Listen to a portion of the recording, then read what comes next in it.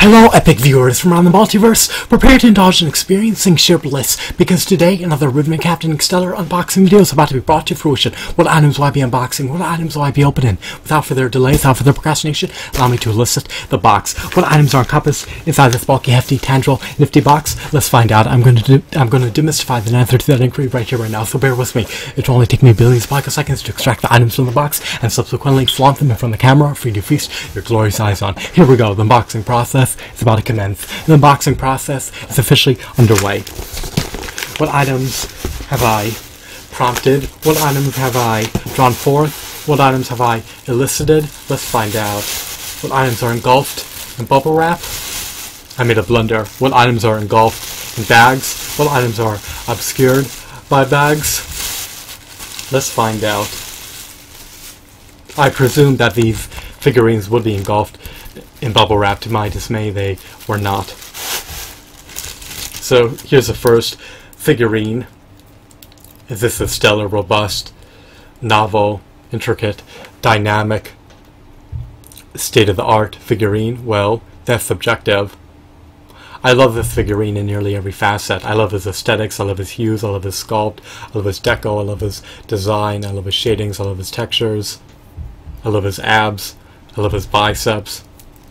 I love the fact that he has a diaphragm joint. I love the fact that he can swivel his waist. I love the fact that he has fisted hands. I love the fact that he has joints in the elbows and in the knees. Some figurines do not. His legs do not appear to be confined to a ratchet or ratchets. His arms can move outwards and inwards. He can rotate his biceps and forearms to some degree. Actually, can rotate them 360 degrees. That's quite a novelty. I love his nitty-gritty details. He truly emulates the appearance of a member of the Yellow Lantern Corps from the DC universe.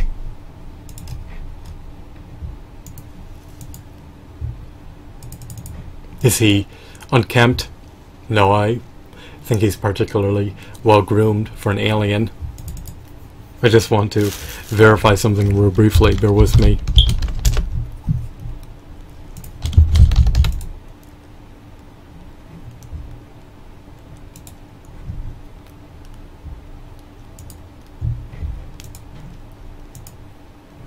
Alrighty, let's move on to the next figurine. But before I can do so, I just want to notify you that he's part of the DC Universe Classics action figure line. He was likely sculpted by the Four Horsemen Studios Corporation. He was likely produced by Mattel. He was released in mid the 21st century. He's nearly on par with the Toy Biz Marvel Legend, to say the least. He doesn't have as many ample points of articulation, but quality-wise, he's up there with a stupendous Toy Biz Marvel Legend figurine.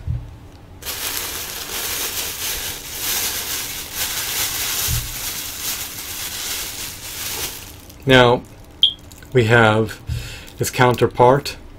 This figurine may be known by the moniker of Low or Mash. I'm unsure what their names are. They both have peg holes embedded in the bottom of their feet. Their heads and fingers are apparently interchangeable.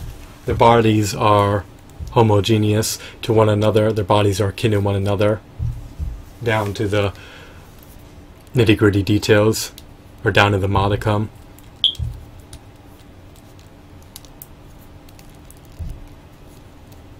You may not care one iota about these figurines, but I do. They're practically unscathed. They're practically in mint and pristine condition. The integrity of these figurines has yet to be compromised. Their joints are relatively sturdy. They have joints throughout the totality of their body. This figurine can perform an ab crunch. He lacks an ankle pivot. Just like the other figurine, he could ascend and descend his arms and legs. His head is not relegated to a ball joint nor a disc joint. It can, however, rotate to a certain degree or turn to a certain degree. It's somewhat encumbered by the bulkiness of his head, which impedes his movements.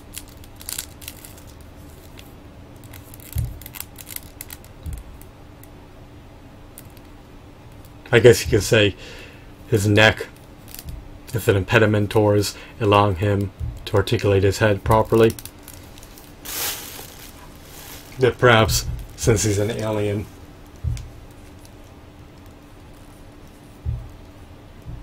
he lacks a neck, and this happens to be his head, but who knows? I don't know about the anatomy of these particular creatures or characters. So, they're part of the Yellow Lantern Corps, apparently. Here's Lo and Mash. I believe that those are their names. You can verify that for yourself. I also want to showcase one final figurine before I desist from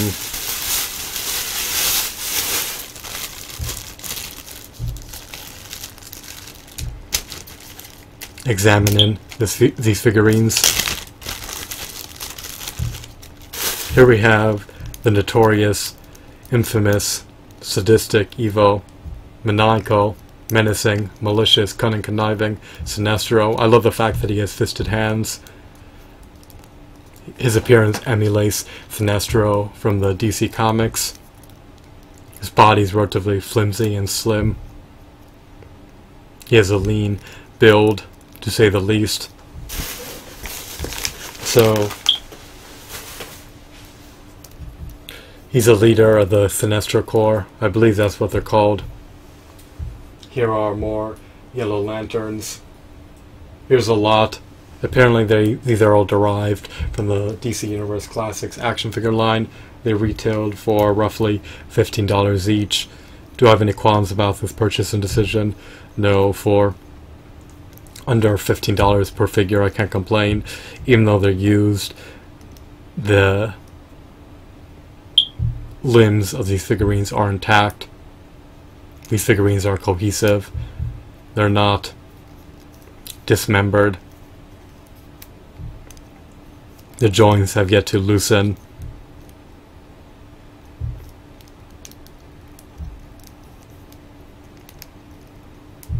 They seem to be exquisite figurines. I love their designs. Now, I would have preferred if they all had fisted hands, or at least interchangeable fisted hands. This particular character does not. I would have preferred if their elbows and knees were double jointed. Unfortunately, they're not. I would have preferred if they could perform an ankle pivot. Unfortunately, they cannot. I would have preferred if they had more latitude for articulation in their head, but their finite articulation in their head is not the end of the world or a decisive factor in whether or not I should retain these figurines or relinquish them. In other words, just because the articulation in their head is limited does not mean that these figurines are not worthwhile, and does not mean that these figurines are worth relinquishing. So I'm going to retain these figurines. I'm gratified, I'm buoyant, I'm content, I'm jubilant, I'm optimistic, I'm happy with my purchase and decision. I have no major qualms about it. In hindsight, I would have procured more DC Universe Classics action figures if I could have stumbled upon more stellar ones for under $15. Unfortunately, the most robust, most meritorious, most divine, most intricate, most novel DC Universe Classics action figures command staggering, hefty, exorbitant premium prices of well over $15. So they're past the $15 threshold, then I typically forgo buying them. In this case, I didn't abstain from buying them because they were within the parameters of my budget. So I earmarked money for these figurines, and I decided to spend it. Post spending the money, I have no regrets about this purchase and decision. I love these figurines. They stand roughly 6 inches tall. They coincide eminently well with the prodigious 6 to 7 inch action figure collection. I would love to display them next to my Marvel Legends figurines. I love to see how they compare and contrast to the Marvel Legends figurines. I believe that the Marvel Legends figurines supersede the DC Universe Classics action figures because they have more points of articulation and the characters are more intriguing, in my opinion. However, that does not mean that these figurines are not worthwhile in their own regards. So, fantastic lot for under $15 per figurine. I hope that you deemed this video to be insightful and intriguing. Have a wonderful, marvelous day. Goodbye.